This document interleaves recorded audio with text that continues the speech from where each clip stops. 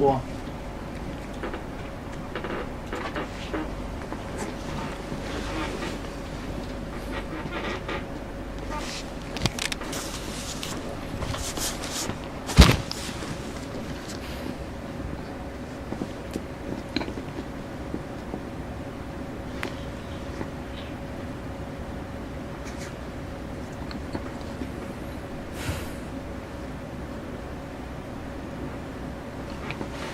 Good evening, my name is Joe Joseph, and today I'll be taking a session on listening tips and strategies, which has been recently posted.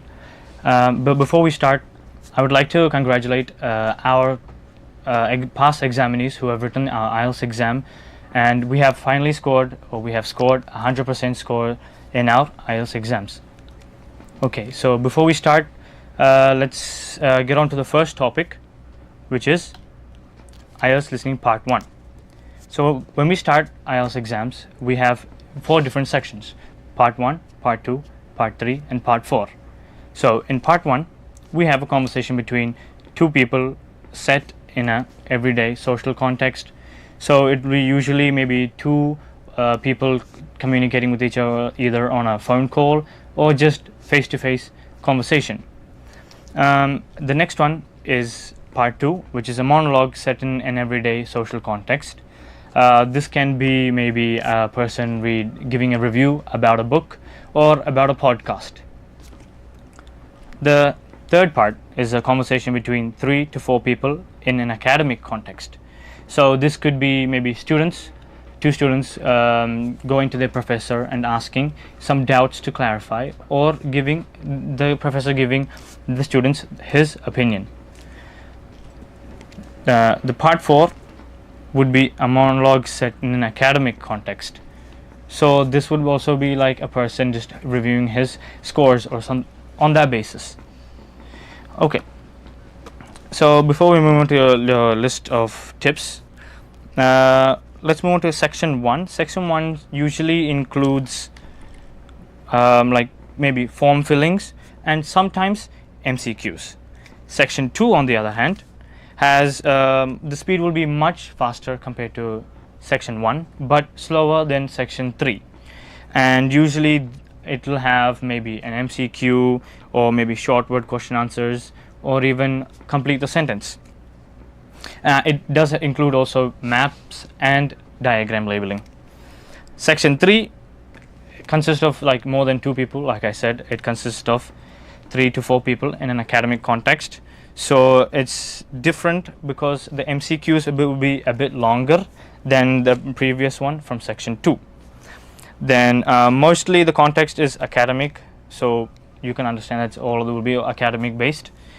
And section 4, the only difficulty in the session is that it doesn't have a break, and it's much faster and much more difficult compared to the other 3 sections. Okay, and these also will have either an MCQ or maybe sentence completion and so on. Okay, so let's move on to tip number 1.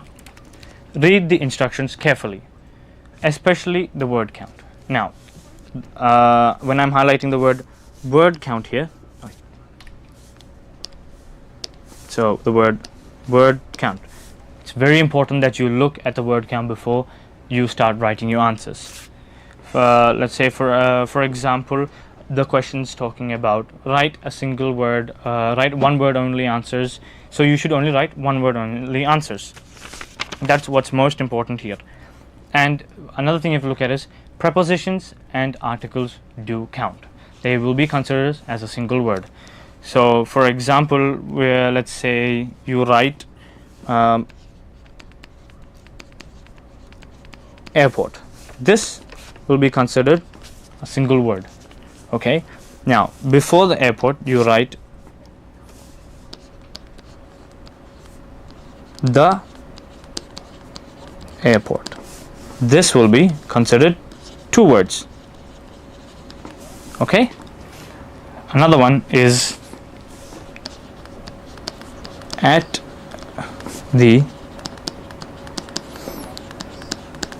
airport, and this will be 3 words. So that's the basic thing. So make sure you understand and look at the question, and make sure you read the instructions carefully, especially the word count. So, oh, and hyphenated words. For example, let's take examiner.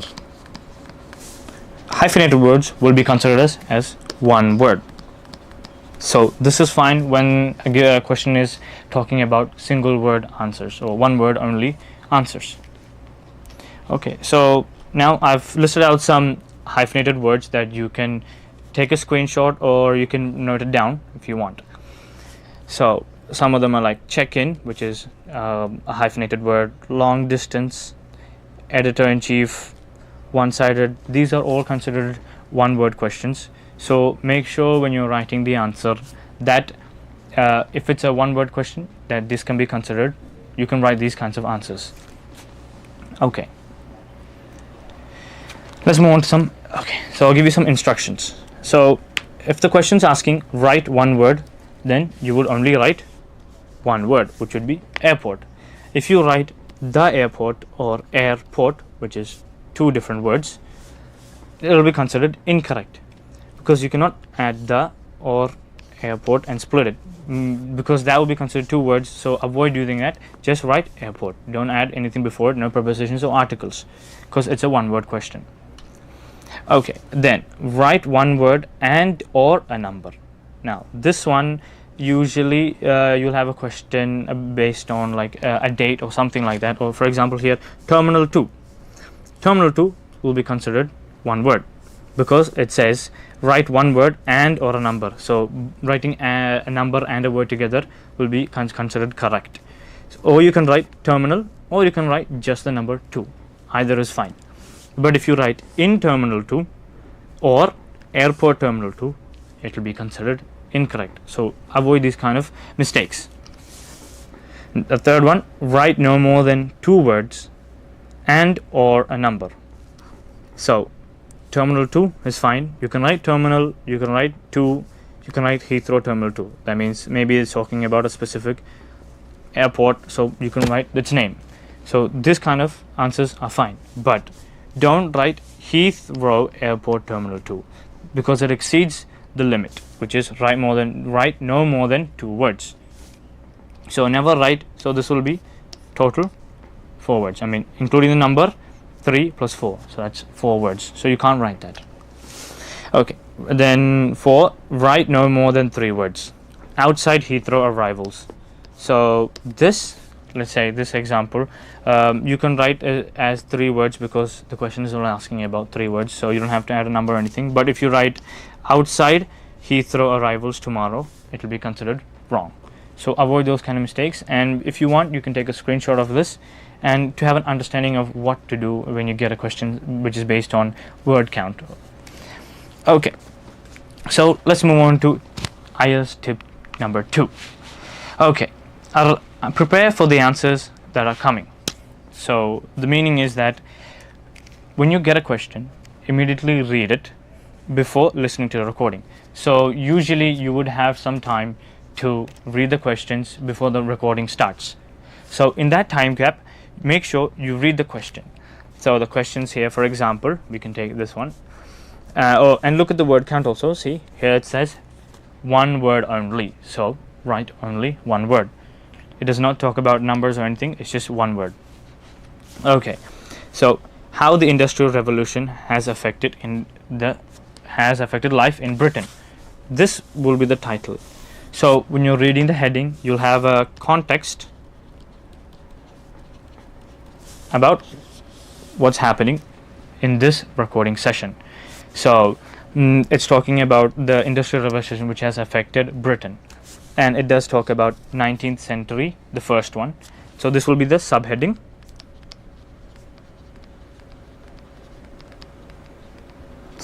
So make sure you look at every single subheading. So the another subheading would be main areas of change, which will be manufacturing and transport. So after reading the first heading, make sure you read the subheadings as well.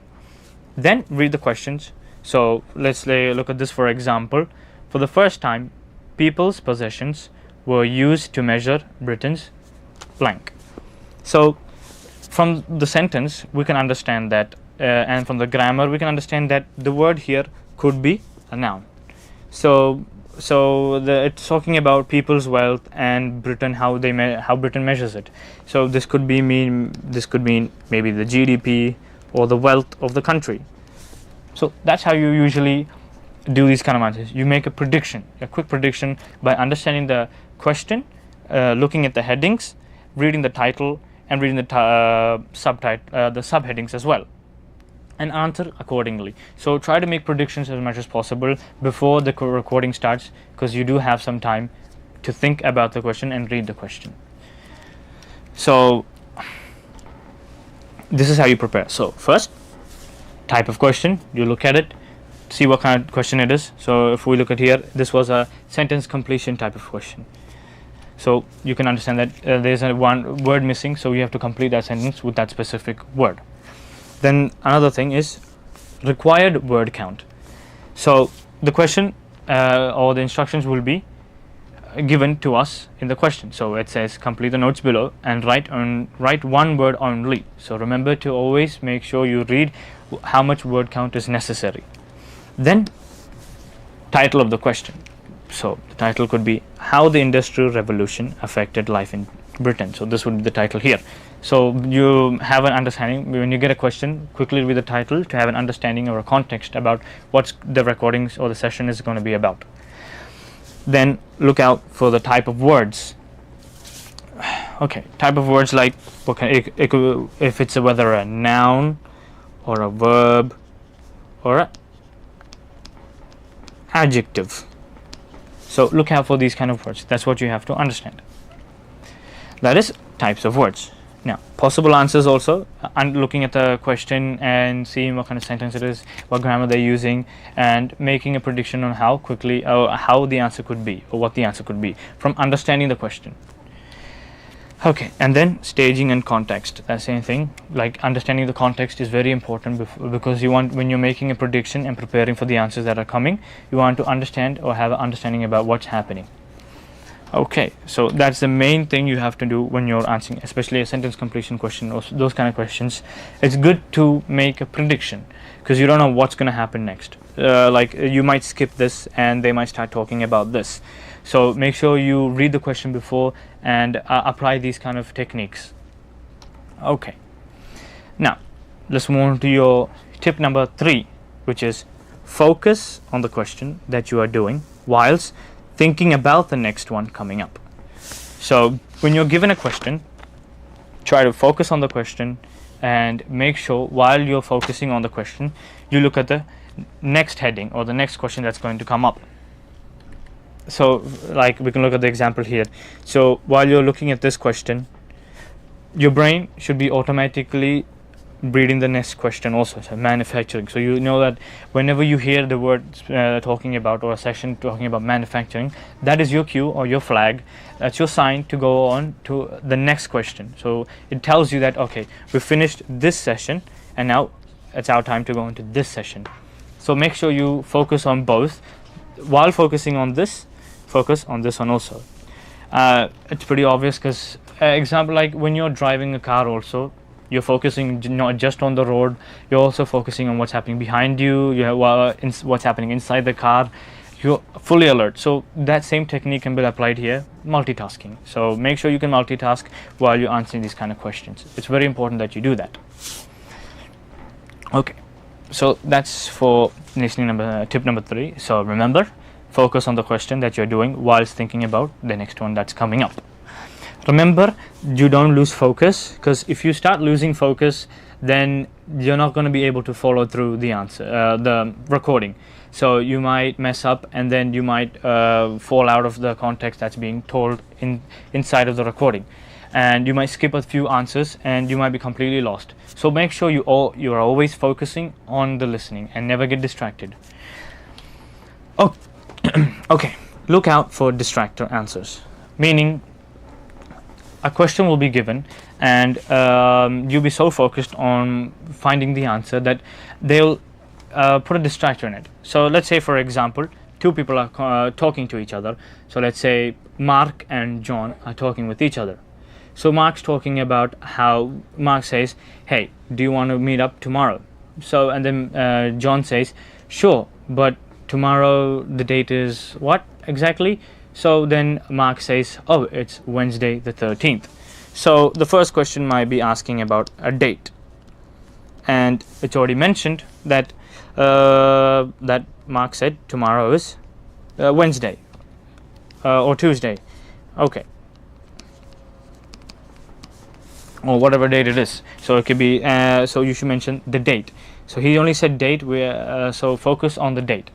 And then the second one would be Mark talking about an appointment. So Mark is like, oh, sorry mate, I can't come in because I accidentally broke my leg and I have an appointment for tomorrow for my paper cut on my hand. So here the distractor would be okay, second question, appointment. So appointment. So here they mentioned about an appointment, but you'll be distracted because you hear him saying about how he broke his leg. So you would immediately write an appointment for leg, for his broken leg. But the answer would be wrong, because he clearly states that he has an appointment for the paper cut in his hand.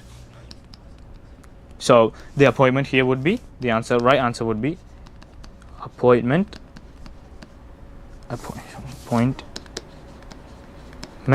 hyphen paper cut. So that will be the answer. So they will use a lot of distractors to mess you up. So make sure you focus. You are very focused on your listening session. Okay.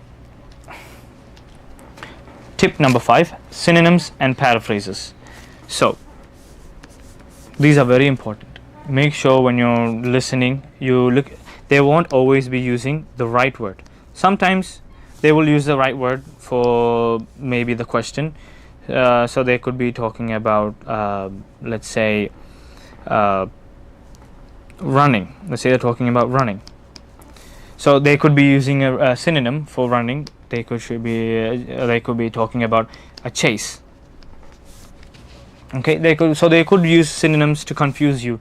So make sure that you understand those synonyms and paraphrases that they're trying to convey in the question. That's very important for you to make sure that you understand what's happening in the context of the question, so make sure you can answer the questions clearly by listening to the synonyms and paraphrases. Okay, now here's some useful languages you can use. So these are, okay, next one will be maps. So we're going to be talking about maps next. How to overcome maps. Maps are kind of difficult to understand because you'll be lost when they're talking about direction and all. So make sure you are always focused. You can note down some of these are, or you can take a screenshot of this. It talks about vocabularies and phrases which can be used in your listening test. At the top means, so if you have two places, so you're starting off here and your destination, you start off here, and then the speaker or the recording says we can move on to the top. So this one will be the top. Another one,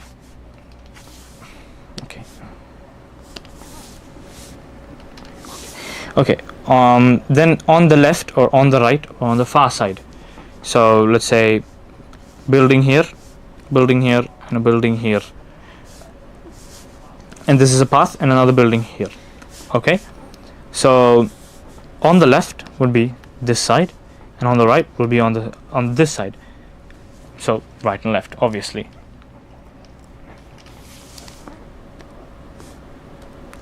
Okay. Oops. Okay. Then north, south, east, and west. That's all self-explanatory, which is north, south,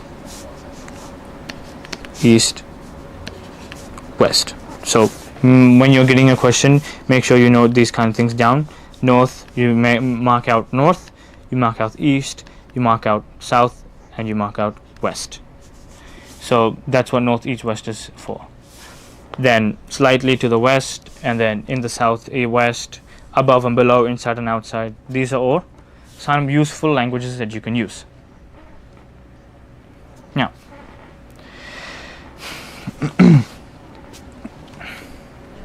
Okay, so let's say you got on a question about a map.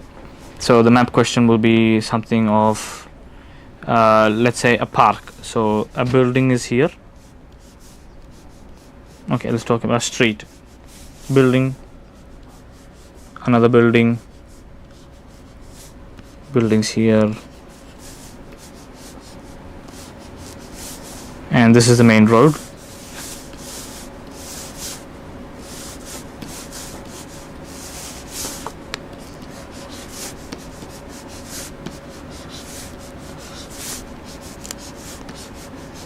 Okay, so this is maybe a theme park or whatever it is. So this is the entrance. So when you're given the audio, make sure you listen to it, and when it says okay that we are facing the entrance, so you are facing the entrance means you're looking to the entrance. Okay, and then if we look back and move straight, so you guys move straight, on the left side, then they're talking about on the left side we can see this building. So on the left side it will be talking about this building, and then you move on, and then they say okay, when we go to the right direction, so right, we can see a couple of buildings, and then they'll say okay, on the right, on the corner, so this building here is what they're talking about. So you will write the answer for this one. So you would say, let's say the audio is saying there's a building on the right, this is the bakery, so the corner bakery is this one, and then it move on and so on and so on. So it will usually navigate through, maybe it's a full circle like this, it will navigate through the whole way around and then come back like this. It's usually navigated around. So that's what maps are usually are about. Okay, another thing is that yes, maps will have labels. So A, and it will be inside of a box, and you will have to write the answer here, so it will be labeled, and okay, look at the question, each question, and see what will be the most suitable answer for each one.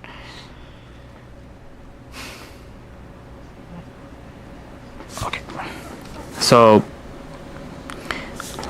when you're starting off, when you give the question, let's say they're giving a starting point, remember never to miss out where the starting point is. So if the starting point is here, remember to listen out and understand that they are talking about a starting point, and you always should start from here. But most students, they should focus on images rather than the clip. So make sure don't get distracted by buildings like this and this. Just focus on the clip the most. Okay, and use a pencil to mark each one. So as you're going through, mark each one with the right answer.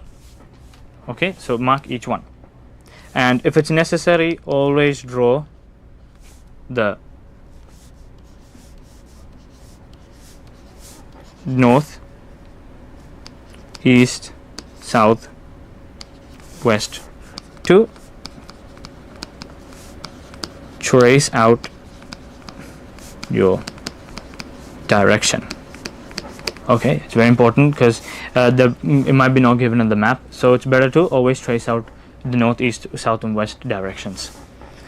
Okay, now matchmaking questions. These type of questions are usually matchmaking questions. So matchmaking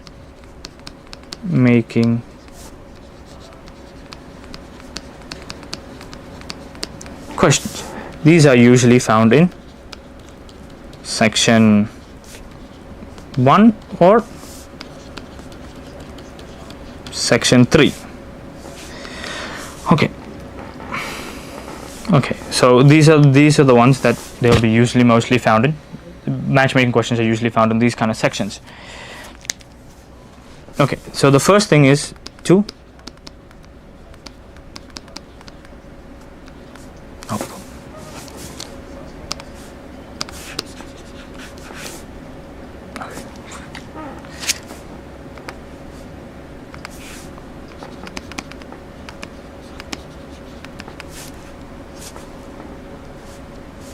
highlight the key.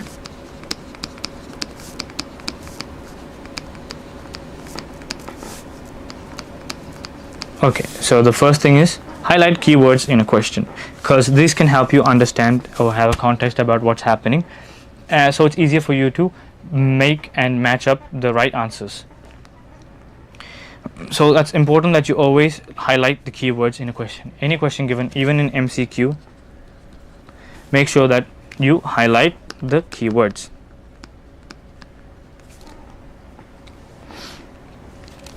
Okay, another point is the questions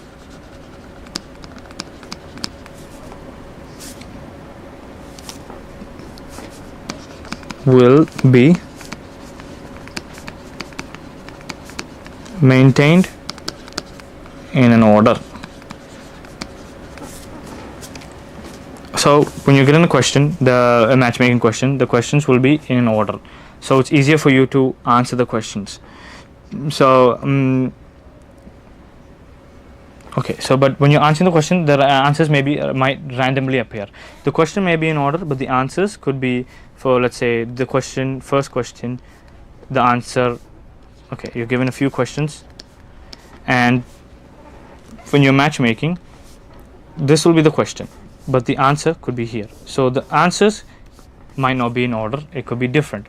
So make sure that even if the questions are the same, that doesn't mean the answers could be right parallel to it. So make sure you listen out to the answers and highlight the keywords in it and match accordingly. Okay, and for summary completions, okay, for summary completion, also read the instruction.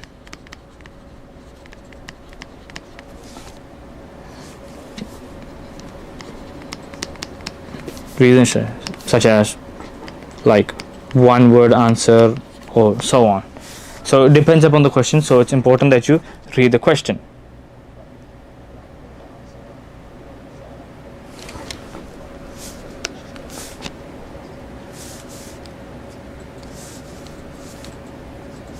Okay, the answers and questions will be progressive.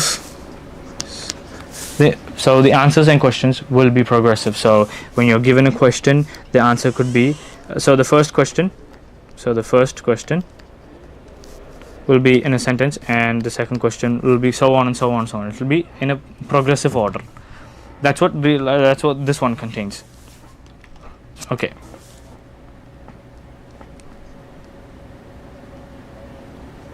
Okay, as well as when you're writing the summary, you should predict the answers. So like I said before, look at the sentence and try to understand what the context is talking about and try to predict the answers that might come up, like whether if it's a noun or whether if it's a verb or adjective, or if it could be a number. So make sure you understand those kind of things when you're answering a summary completion. Okay, another one would be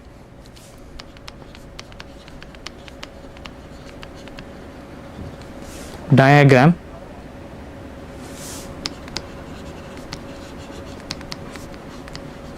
labeling.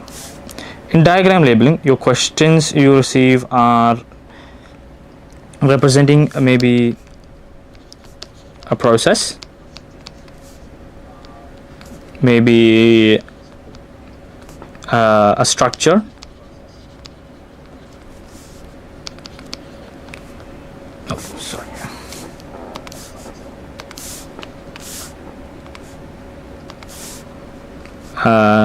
an object,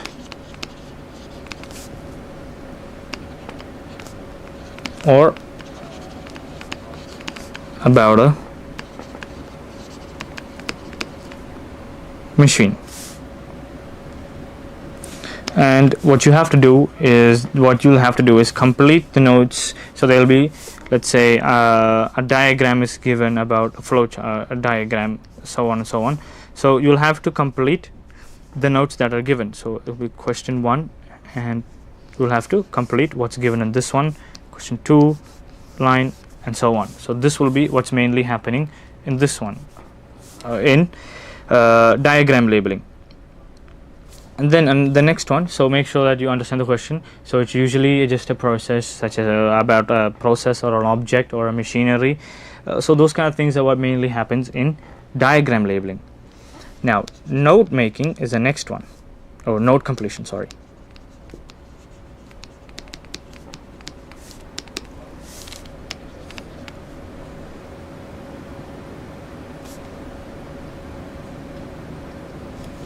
So this one, it could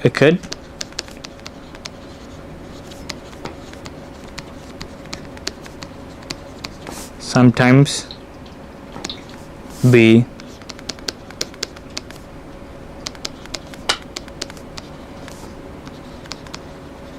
fill in the blanks type of question.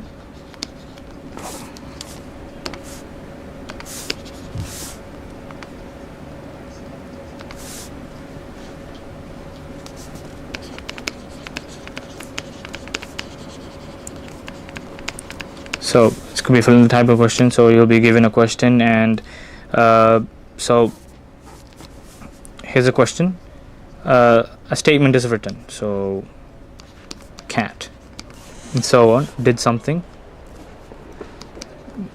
the other day. So you have to fill in the blanks. So these kind of questions might come up. It could also be maybe a brief description.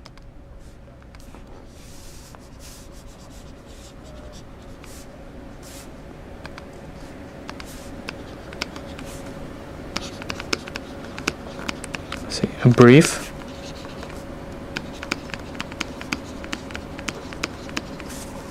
description of a place.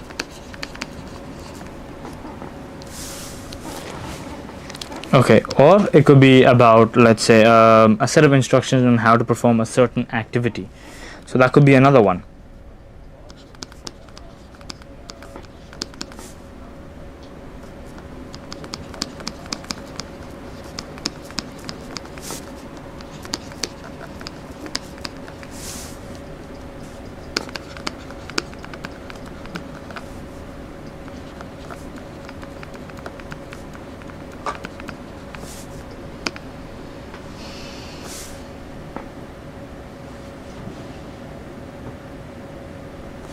Okay, so these are another question, like a set of instructions on how to perform a certain activity. This is what usually comes in note completion. Same thing, make sure you highlight your keywords when you're given a question. Try to predict the answer before you complete it. So these are the main tips you have to understand. Keywords and predicting answers is very essential for listening tasks. And make sure you are always focused. Okay, always maintain that focus when you're listening. Don't get distracted by any other movement around your surroundings. So that's what's very important for you to understand. Now another one, let's look at short answer questions also.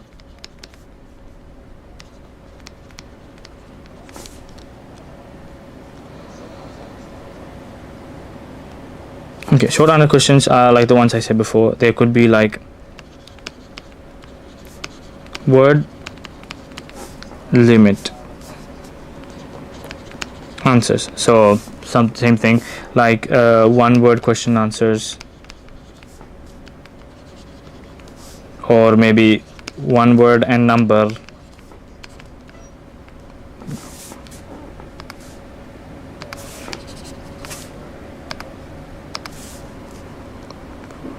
And or number. So this could be one of those questions that you're getting for the short word question answers. So keep those in mind when you're answering it.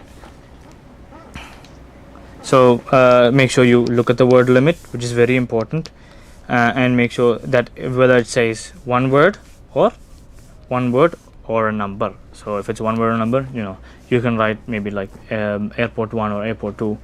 So those kind of things, or you can just write airport and so on. Okay, another thing, when you're given something based on time, the question, if it ends with PM, if it ends with PM,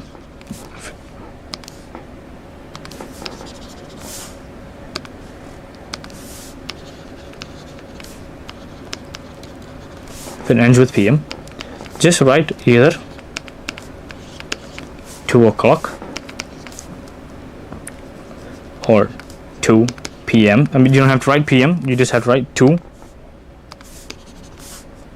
So 2 full colon 2 o'clock, 2 full colon 00, or just 2, or try to write 2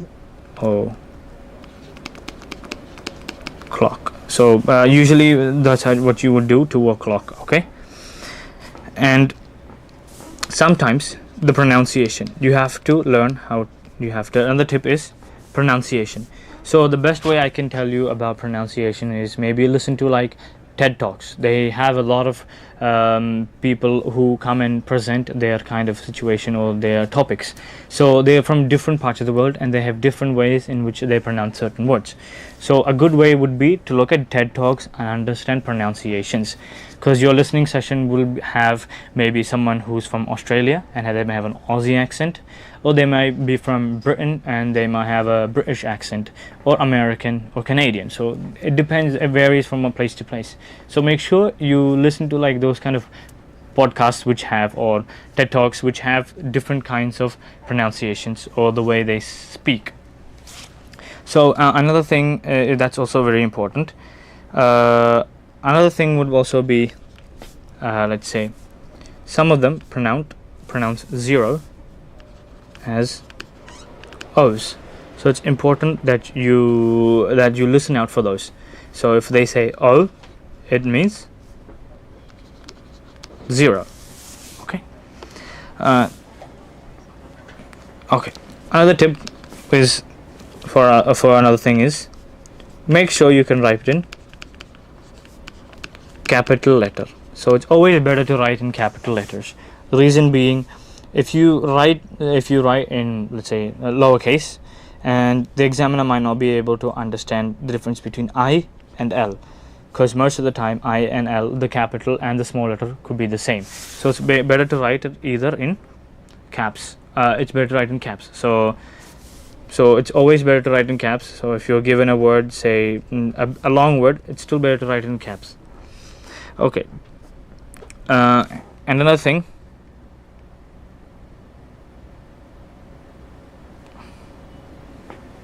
okay, some of the ways you can improve your understanding of what's happening is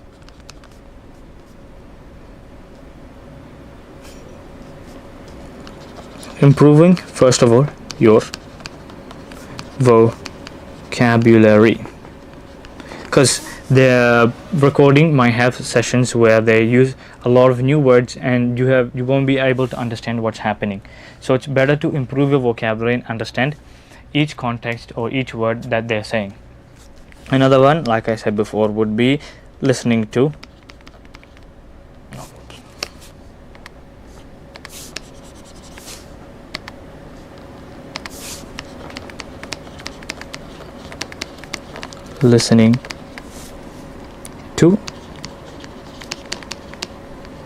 English every day. Now this could mean like I said, for example, like TED Talks, or even just podcasts, and listen to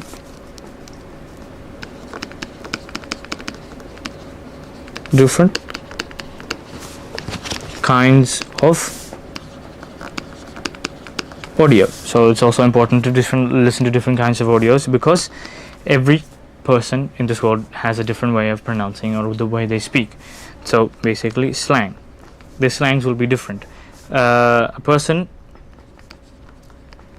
in, maybe let's say, Australia may pronounce a certain word different from a person who lives in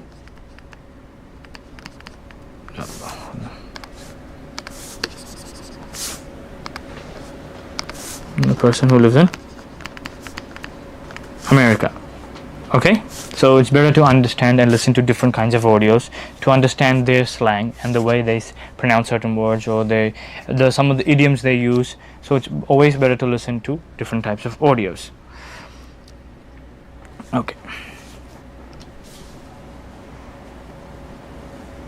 Yeah.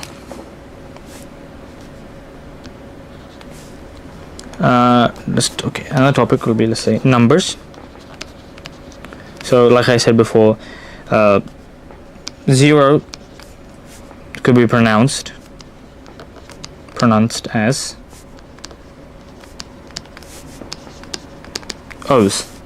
So 0.24 could be a quarter.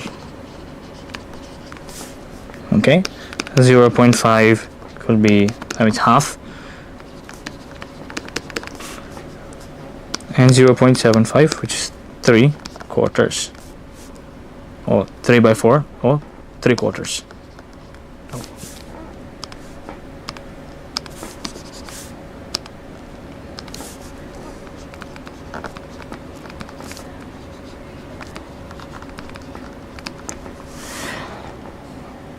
Okay, same thing. Another one would be, so remember to listen up for the pronunciations, or whether they're saying quarter, half, or 3 quarters, those kind of things. Numbers are very important. Another one would be prices, or let's say currency. So you should know, it's better to understand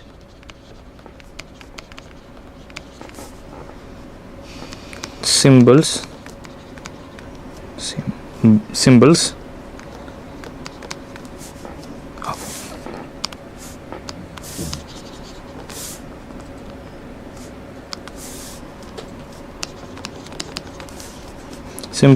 of each currency. So it's important that you understand each symbol. So when you get a symbol, make sure that you're able to understand each one. So let's say they're talking about a pound, that you would understand is British, or let's say they're talking about dollar. The dollar could be American, Australian, or anything. So just listen out if they're talking about Australian dollars or maybe American dollars. So yeah, understand your symbol of each country, because they might ask you to, when you're writing it, they might say it's 40 pounds, and the question might not give you the symbol.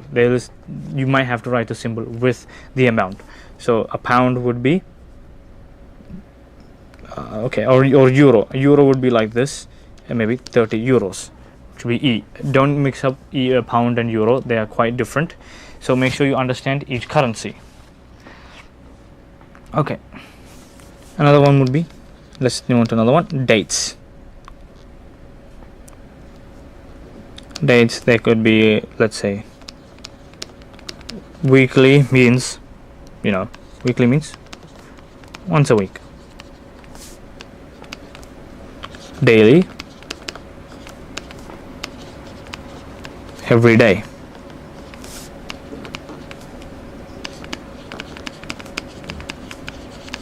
Fortnight could mean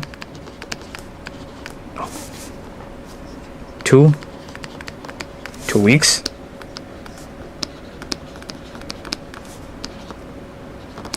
Weekend means Saturday and Sunday. And weekdays would mean Monday to Friday. So these are some of the terms that they might be using. So it's better to understand these kind of terms, like weekly means once a week, or they say daily, which is every day, fortnight, which is 2 weeks, and so on. So it's better to understand this. And then there's leap year.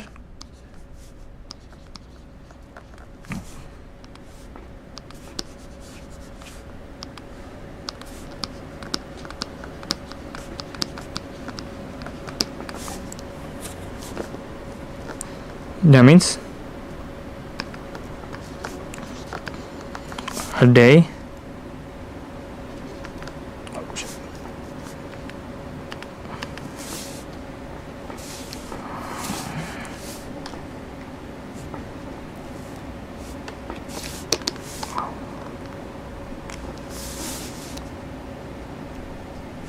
Okay, leap year.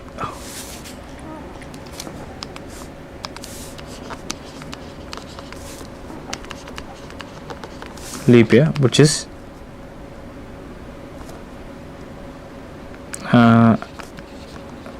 a day or 29 days in February, which is 29 days in February.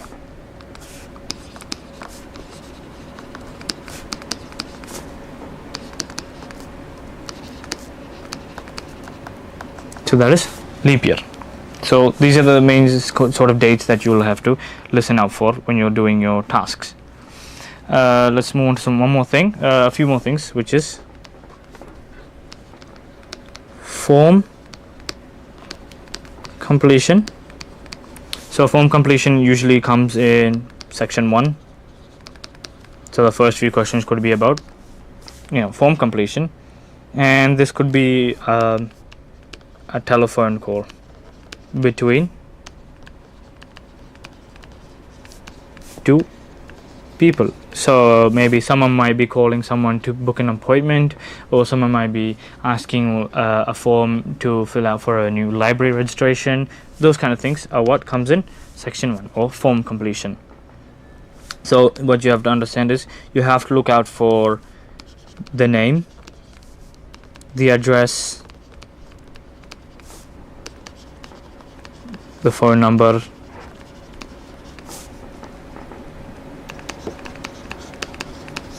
PIN code, and so on. So look out for these kind of things also, because these are very important, because a question might be given. The first question could be James, and then you will have to fill out his last name, and then his address, like 31 Morris Street in this place, and then, or a phone number which you will have to fill out by yourself, and a PIN code. Now PIN codes could consist of both numbers and letters, so make sure you clearly hear it, because if you miss out it, you might write just the number and not write the letter. So make sure you listen to the recording carefully. Okay, so that's more for form completion. Another one would be the next one would be table completion also.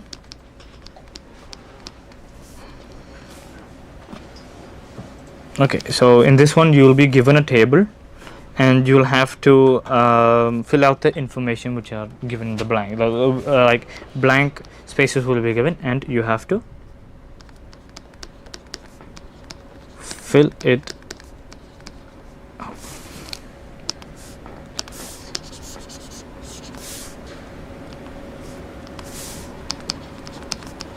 You have to fill it out with the information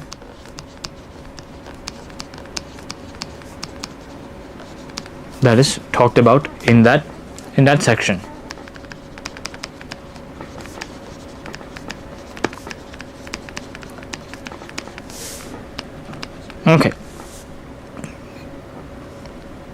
Okay, so this one, it's your same thing as form completion.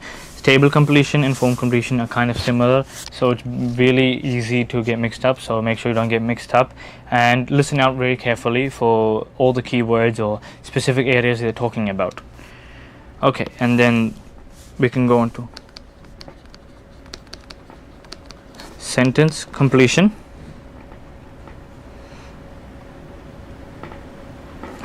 Okay, sentence completion. So in sentence completion, you will have the same thing as the first and the summary completion. You'll just have you'll give in a sentence, so about a topic, let's say like a cat and so on, and you'll have to finish the sentence. So this is the one where I said you'll have to predict the answers by understanding the sentence and the grammar for this. So that is sentence completion. So